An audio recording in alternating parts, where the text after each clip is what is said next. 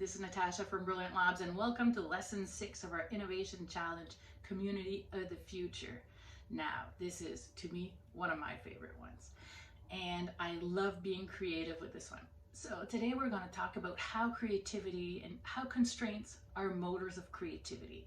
So let's start exploring with those crazy ideas of what we can have in our community model, or whatever you're designing with your class. So first, we have taken a time to look at what is climate change and how we can take action for climate. We've looked at our community through a lens of empathy. We've defined what's in our community. We know who lives in our community. We know what's important for our community members. We've also looked at scale and how we can design our model. And we've taken the time to look at energy and how we can create renewable energy.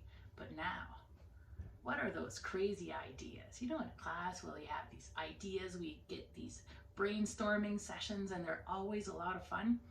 But a lot of times, it's important to share those ideas, because whatever we say can implement or get others ideas going. So here, students will really be encouraged to find innovative ways that each community or component of their own model community can be represented. So we'll help really articulate and share their creative vision to really inspire others. So this is the ideation part. How are we gonna find crazy or good ideas, innovative ideas, to have a community of the future, more sustainable and durable? So first, what is creativity and where does it come from? I always found creativity is a little bit hard. We always think that creativity is adding colors when we look at artwork, but it's more than that. There's creativity in everything you look around. Every product, when you see and you sit in your class and you look around, everything was thought of by somebody. So somebody at some point had to have that creative spark to really design and come up with that idea. That's what creativity is.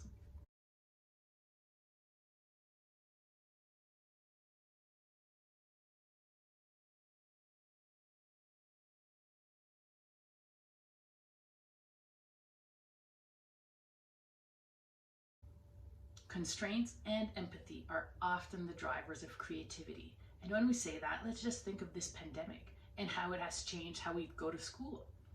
So everything, these constraints, they are the motors of creativity because they are important to look at. Same as the empathy aspect. It's important because that's what we really have to rely on to make our ideas.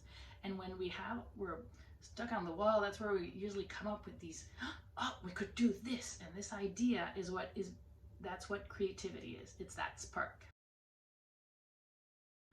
So first, a constraint, what it is, it's a limit. It's something that you can't change. For example, at your school, you can't decide tomorrow school starts 20 minutes early because the buses go when the buses go. So that is a constraint. That's a limit.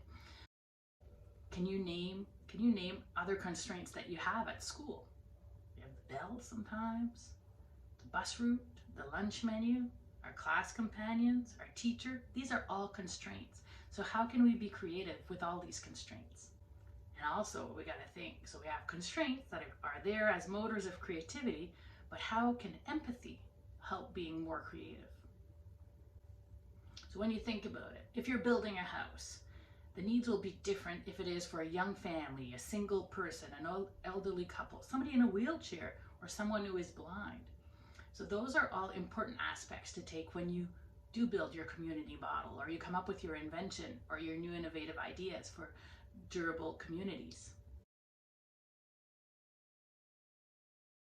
Okay, so in your kit on our Brilliant Labs website, there is a creativity and constraints dice. So today you can print those out and we'll build our creativity and constraints dice. So we're going to really ideate while using constraints and empathy today. So there's an empathy dice that is blank. This is where you will add in who lives in your community. Earlier in lesson 3, I believe, where we defined our community, we saw and understood more of who lives in our community. So fill out that dice and also cut out and glue the other dice, the 2 dice. So let's practice by ideating a school. So we know we want to design a school. We're going to roll our constraints dice. It gives us outdoor 100% of the time. no walls, building a school with and for nature. And now we roll the empathy dice by who lives in your community. Now, what will your school look like? Ideate for a school using those guidelines. Write down your ideas. Share with your class. This is where it's important to really share your ideas. So if you're working remotely, have a document that you can all add your ideas together. Now keep going. What else are you going to ideate? Hospital? Grocery store? Green space? A physical area where we exercise? What else will you be ideating? What's in your community? Remember what those items are? How can you ideate them in this new way? When you take a look at all those ideas, how will they all work together? How is it durable? How is it sustainable? What it is that you'll make. So you will come up with new ideas and create innovative ideas. What's going to be the best one that you guys want to really define for your community or the future model? Now, we hope you have a lot of fun with this one. And I'm Natasha for Brilliant Labs, and we hope to see you for our next lesson. And don't forget to reach out to us at info@brilliantlabs.ca. Check out all our resources on our website, and we do hope to see your projects at this year's Maker Fair.